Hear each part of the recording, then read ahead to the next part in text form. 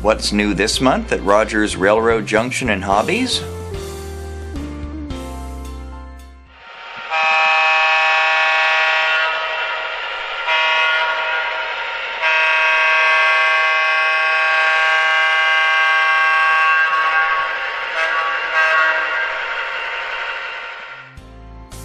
EMD F3s for starters, direct from Mike's Train House.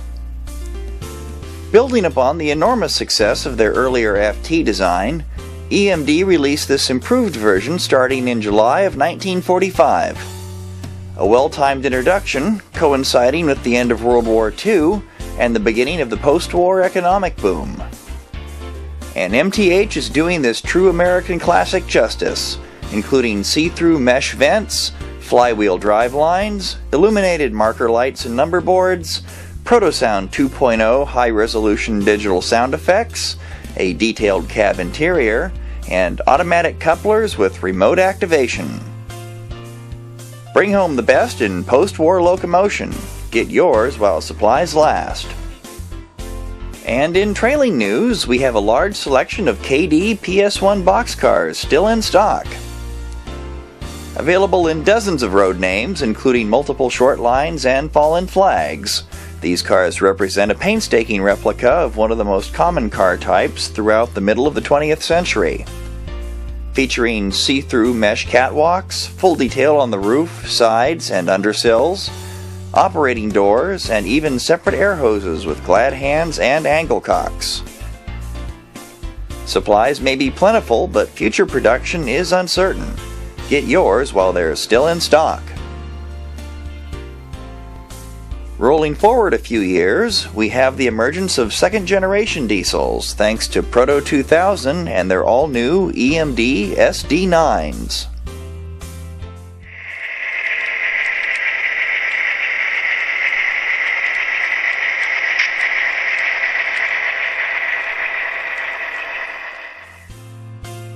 Known colloquially as Cadillacs for their soft-riding Flexicoil trucks, SD9s were an instant hit with railroads following their early 1954 release. 515 of these 1,750 horsepower beasts were built over a 5.5-year span, including 150 for the Southern Pacific, more than any other road. Featuring helical gears and a 14:1 ratio for smooth, slow-speed operations, a 5-pole skew-wound can motor with high torque threshold completes a driveline with controllable performance down to 3 scale miles per hour. Additional features include constant voltage LED lighting, working garbage can style Mars lights, illuminated number boards with independent control, freestanding grab irons and cut levers, a detailed cab, and a whip-style radio antenna, common on SP Power of the era. Overall, it's the one Black Widow that you wouldn't mind taking up residence in your layout room. Just try not to throw your shoe at it, okay? And flipping back to rolling stock, Mike's Train House is making its second appearance this month, this time with boxcars of both the refrigerated and unrefrigerated variety. With working doors, fully detailed undercarriages, Kadee couplers, and metal wheels, these cars might be described as a more affordable alternative to the higher-end products offered by Kadee. Separately painted detail pieces and intricate rooftop hardware are even included where applicable. Jumping ahead yet again, this time to the modern era, Athearn Genesis jumps into the ring with their new MP15 AC switcher. Representing an evolutionary advancement from the venerable SW1500 that preceded it, the MP15 AC has long since found a comfortable home with nearly every major American railroad. Loved by crews for its quick acceleration and short stopping ability, this little locomotive has been merrily shoving the hump of switching yards nationwide for nearly 40 years now. Featuring a fully prototypical light package, working Mars lights and emergency lights are available on demand through a fully integrated digital control system. A full cab interior, sunshades, sliding windows, and treaded walkways are also featured, as are all MU connections, a precision machine drive line, and a Soundtrax Tsunami sound system for ultra-realistic operations.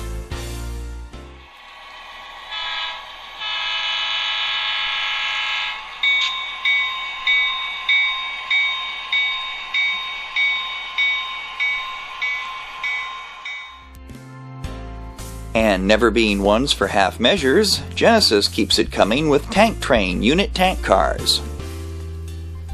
Developed by the Great American Transportation Company in the 1970s, these cars were a response to the long dwell times and labor-intensive loading procedures often associated with hauling bulk liquids. By connecting strings of cars together with large diameter flexible hoses, a string of 5 23,000-gallon cars could be loaded in less than 90 minutes, rather than the 3 to 4 hours previously required. With full underbody plumbing and rigging, flexible vinyl hose connections between the cars, catwalks with prototypical sawtooth tread, crisp lettering, and optimized weighting, these bulk carriers embody all the quality and attention to detail that has come to characterize the Genesis brand. Old Irving Athearn would indeed be proud. And finally, Atlas is out this month with a trio of new offerings. First off, 42-foot steel coil cars are now available. Originally hauled in specially modified gondolas, coil loading surged with the boom in manufacturing during the 1960s, bringing about the emergence of lighter, purpose-built cars that carried their cargoes in an integral trough. Features include prototypical paint and lettering, see-through catwalks, a removable hood, interior floor details, wire-cut levers, and Kadee-compatible couplers. Available in 5 different road names to fit most any layout. Secondly, as part of their Trainman line, Atlas is also offering 50-foot ACF boxcars. First built in 1974 for the Railbox division of the trailer train leasing firm, these rugged cars with their extra-wide doors quickly became favorites of Class I railroads, necessitating the eventual construction of more than 5,400 examples. The American Car Foundry was, of course, more than happy to oblige. Equipped with metal wheels, AccuMate knuckle couplers, a weighted frame for greater stability, and accurate paint and graphics. And finally, also from their Trainman line, Atlas offers 1937 AAR boxcars in kit form. For the model railroader desiring greater challenge from his chosen hobby, these kits are faithful renderings of the first standardized freight car to be voluntarily adopted by the majority of American railroads. Fully disassembled and not ready to run. But then, that's sort of the point with these things, now isn't it? And on a final note, progress continues to be made on our HO scale narrow gauge layout. On one end, bridge work is complete and the requisite lumber mill is beginning to take shape, while on the other, hillsides have sprouted trees and a rustic mountain village is quickly growing up to meet them. And you can be sure that the coming few weeks will bring even more advancements and improvements.